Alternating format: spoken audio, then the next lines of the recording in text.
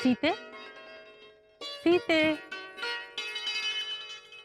सीते। महारानी, महारानी सीता भवन में कहाँ है? भूल गई? वो माँ गौरी के दर्शनों के लिए मंदिर गई हुई है। हाँ।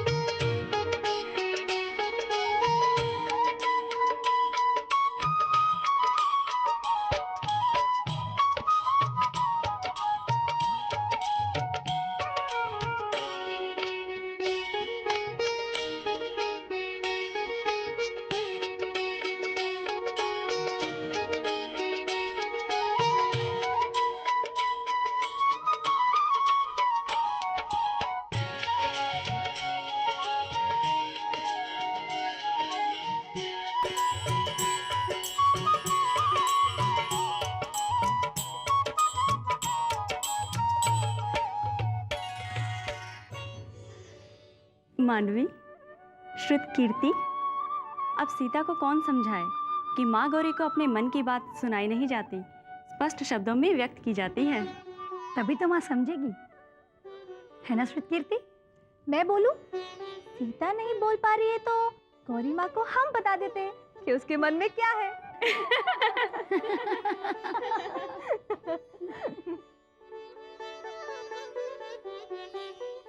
हे माँ गौरी, जिस तरह आपने भगवान शिव को प्राप्त किया, उसी तरह हमारी सीता शंख, चक्र, गदा और पद्मधारी विष्णु को प्राप्त करे। आपकी कृपा और आपका आशीर्वाद सीता के साथ होगा तो उसकी इच्छा अवश्य पूरी होगी। और सीता ने मन ही मन जिसे अपना पति मान लिया है, वो सीता का पति हो जाएगा।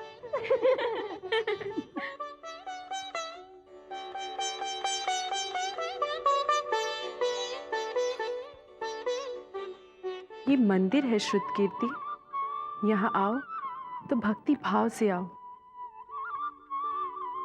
ये कोई हंसी ठट्टा करने का स्थान नहीं है ना उर्मिला?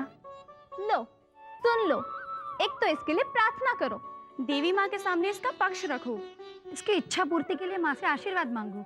और ये हमें डांटे। ठीक है, मैं अपनी प्रार्थना देवी माँ से वापस ले लेती हूँ।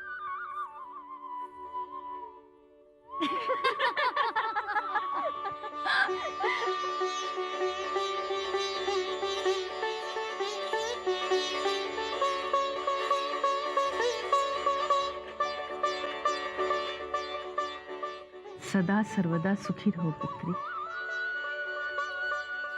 सीता, देवी गौरी तुम्हारी प्रार्थना अवश्य सुनेंगी।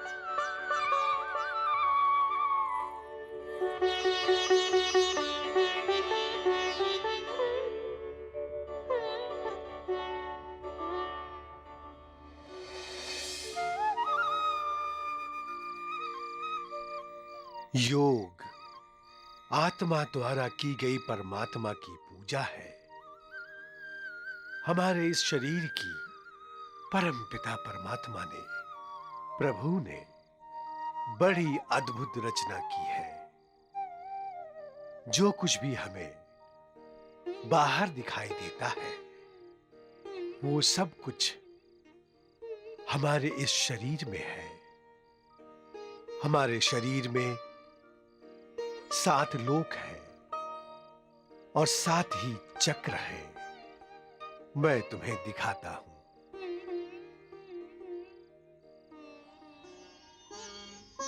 बैठी मारे कुंडली, कुंडलनी चिर सूक्त, योग पात्र को दे सुगुरु, जागृति मंत्रति गुप्त, जागृति मंत्रति गुप्त।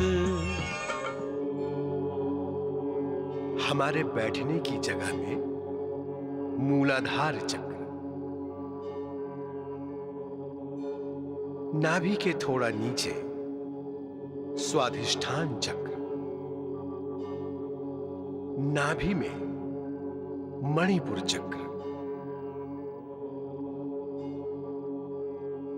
हृदय के पास अनाहत चक्र,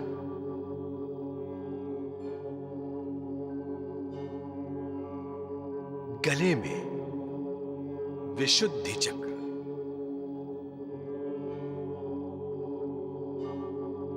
दोनों भौहों के बीच आज्ञा चक्र और कपाल में सहस्रार चक्र स्थित होता है। गुरुदेव, योग से योगी को मुक्ति कब मिलती है? जब योगी मुक्ति चक्र का भेदन करता है तब उसे मुक्ति मिलती है।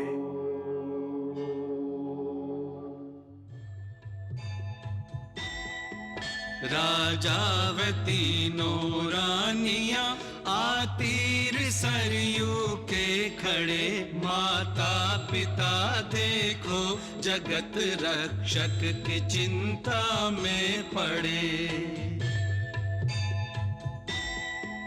पुत्रों के मंगल हेतु वे सरयू में दीपार्चन करें, करते यथा राजा तथा अनुसरण सब प्रियजन करें, करते यथा राजा तथा अनुसरण सब प्रियजन करें।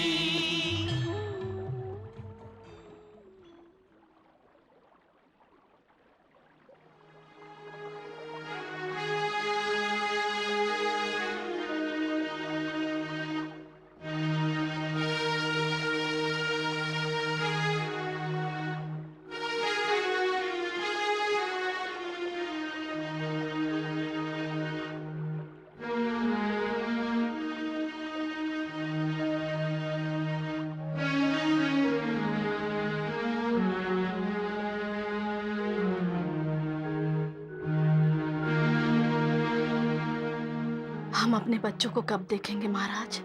बच्चों की शिक्षा कब पूर्ण होगी? कब तक बच्चों की प्रतीक्षा करें? सुमित्रा, हर प्रतीक्षा का अंत एक न एक दिन अवश्य होता है। ठीक उसी प्रकार जैसे हर रात की सुबह अवश्य होती है।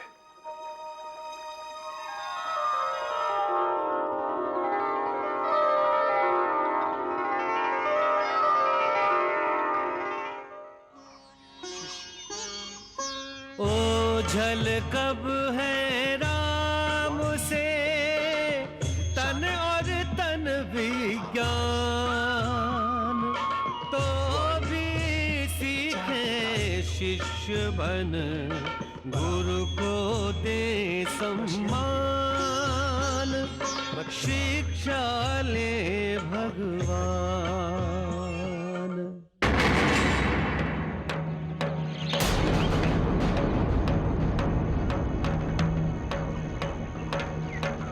महर्षि, महर्षि, नंदिनी को अचानक क्या हो गया?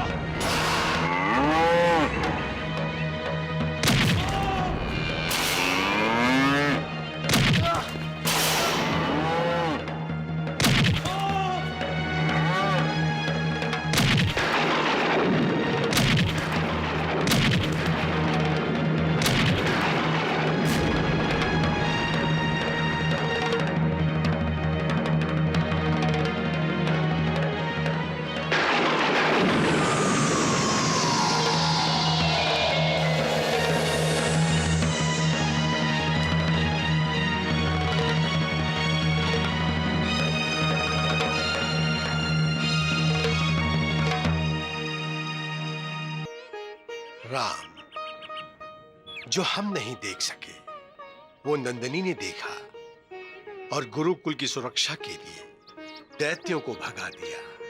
परंतु गुरुदेव, दैत्य यहाँ गुरुकुल में क्यों आए थे?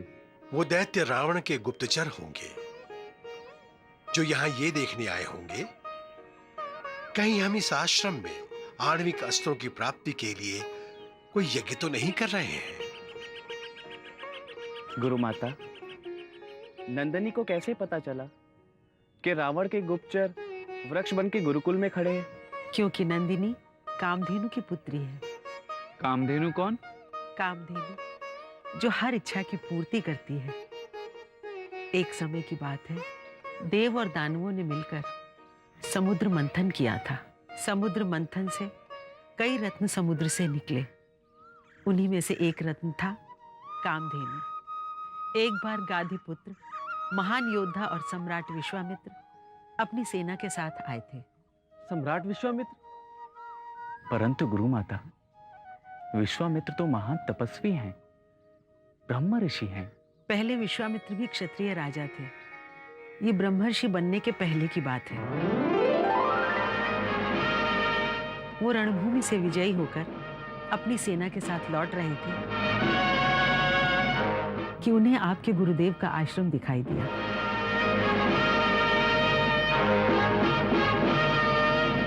गाधी पुत्र महाराज विश्वामित्र का वशिष्ठ के आश्रम में स्वागत है। राजन, मेरा आपसे अनुग्रह है कि आप अपनी सेना के साथ मेरे इस आश्रम में विश्राम करें।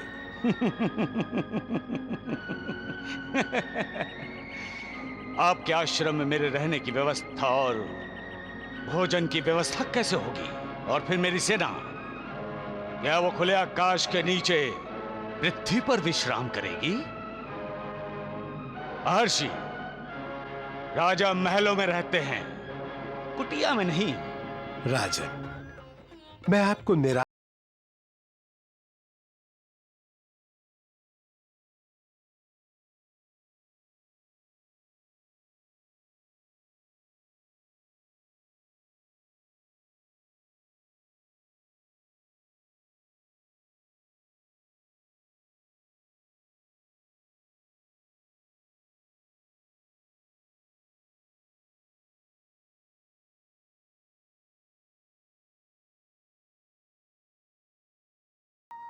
ये हमारा भाग्य ही नहीं, हमारा सौभाग्य है जो महाराज विश्वामित्र हमारे आश्रम में रुककर हमें अपनी सेवा का अवसर प्रदान कर रहे हैं।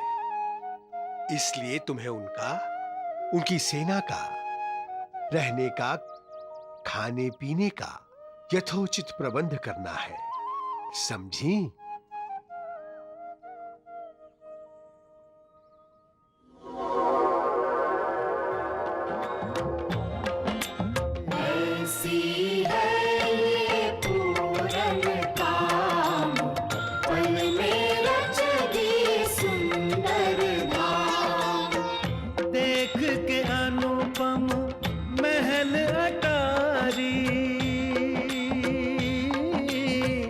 विश्वामित्र को विस्मय भारी,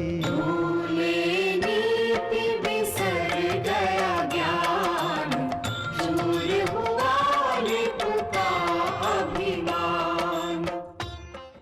महाराज विश्वामित्र और उनकी सेना ने आश्रम में विश्राम किया। नंदिनी के बनाए दिव्य भोजन से वो तृप्त भी हुए, परंतु क्या गुरु माता? सूर्योदय होते ही जब वो अपनी सेना के साथ जाने के लिए तैयार हुए, मैं नंदिनी को अपनी नगरी ले जा रहा हूं।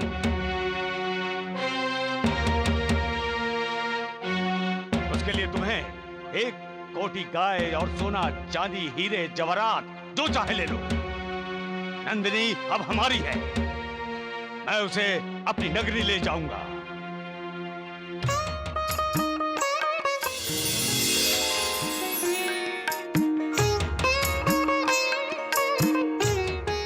श्रेष्ठ महर्षि वशिष्ठ, मुझसे कोई अपराध हुआ है जो आपने मुझे त्याग दिया और मुझे राजा विश्वामित्र को दे रहे हैं?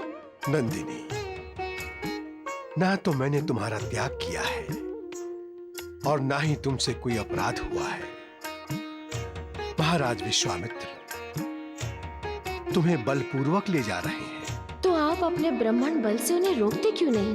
नंदिनी, राजा विश्वामित्र इस समय मेरे अतिथि हैं। अतिथि देवो भव, इसलिए मैं विवश हूं। मैं तो विवश नहीं हूं ना, मैं उन्हें रोक सकती हूँ ना महर्षि। नंदिनी ने अपनी रक्षा का मुनिवर से आदेश जो पाया, लोभी कुचक्री दंभी राजा पे क्रोधित होकर चक्र चलाया। विश्वामित्र ने प्रत्युत्तर में गौ पर घातक शस्त्र उठाया।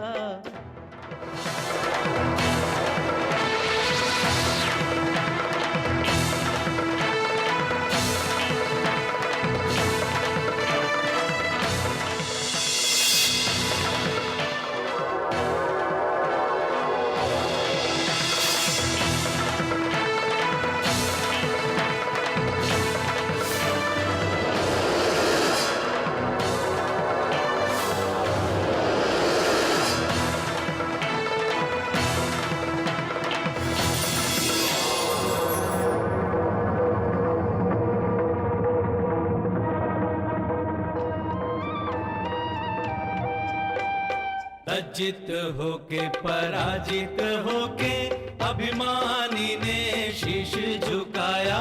लज्जित होके एक राजा ने गौ के आगे शीश झुकाया।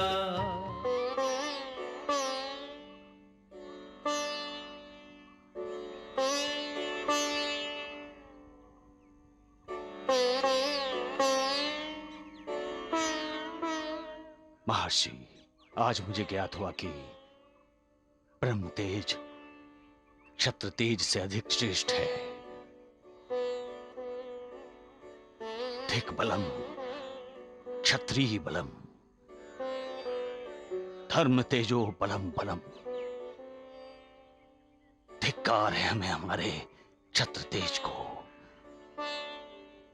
ब्रह्म तेज ही सबसे शक्तिशाली है। कल्याण हो।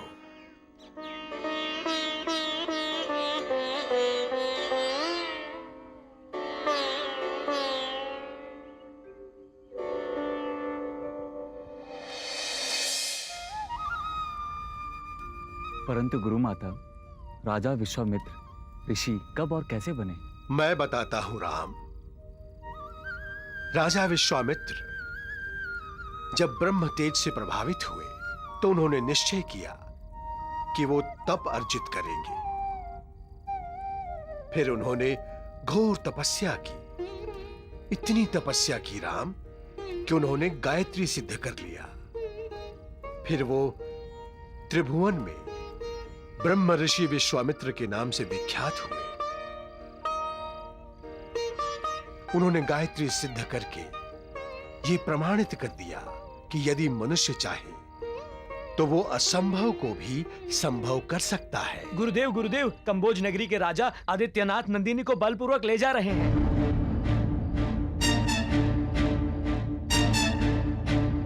राजा आदित्यनाथ, आप नंदिनी को आश्रम से इस प्रकार बलपूर्वक नहीं ले जा सकते।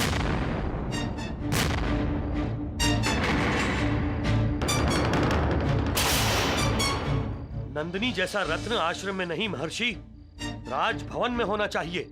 मैं नंदिनी को ले जा रहा हूँ। सैनिकों, ले चलो नंदिनी को। शिष्यों, रोको इसे, रोको।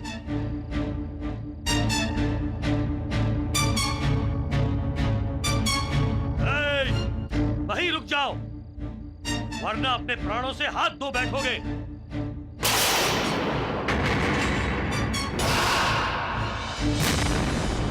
आप इनके बल पर मुझे रोकना चाहते थे। बंद कर दीजिए अब ये गुरुकुल। हे राजन, आप हमारे गुरुदेव का अपमान कर रहे हैं, जो हम सहन नहीं करेंगे। नंदिनी को छोड़ दीजिए। तो क्या धर्म की शिक्षा ग्रहण करने वाले अधर्म करेंगे मुझसे? एक साथ 4 युद्ध करेंगे? एक अधर्मी के मुख से धर्म की बातें। राम भैया के आदेश का पालन करो राजन। नंदिनी को छोड़कर चले जाओ। मरना ही चाहते हो तो रोक लो मुझे। चलो सैनिकों।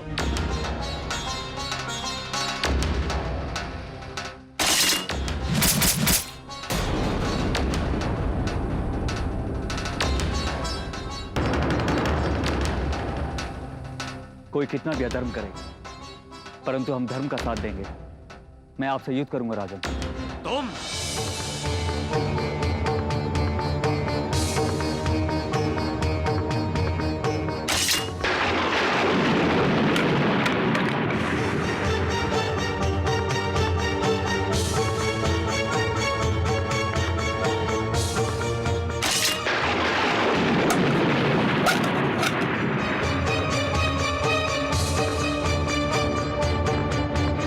रुक जाओ राम।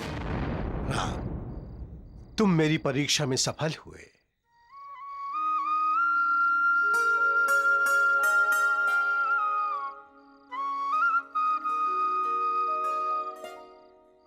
परीक्षा गुरुदेव? हाँ, अपने आप को राजा आदित्यनाथ कहने वाला मेरा ही शिष्य है, और वो नंदिनी को बलपूर्वक नहीं ले जा रहा था। वो तो सोच समझकर बनाए गए नाटक में भूमिका निभा रहा था। युद्ध केवल शस्त्र और अस्त्र से नहीं जीता जाता। युद्ध जीता जाता है योद्धा के मनोबल से, साहस से, विजय पाने की तीव्र इच्छा से। अन्याय, अनाचार, अत्याचार को मिटाने की प्रतिज्ञा से, अधर्म और अधर्मी का दमन करने की आंतरिक प्रेरणा से। राम, ये सब गुण तुम में है। मगरमच्छ हो या नंदिनी को भगाकर ले जाने वाली घटना, तुम मेरी हर परीक्षा में सफल हुए हो।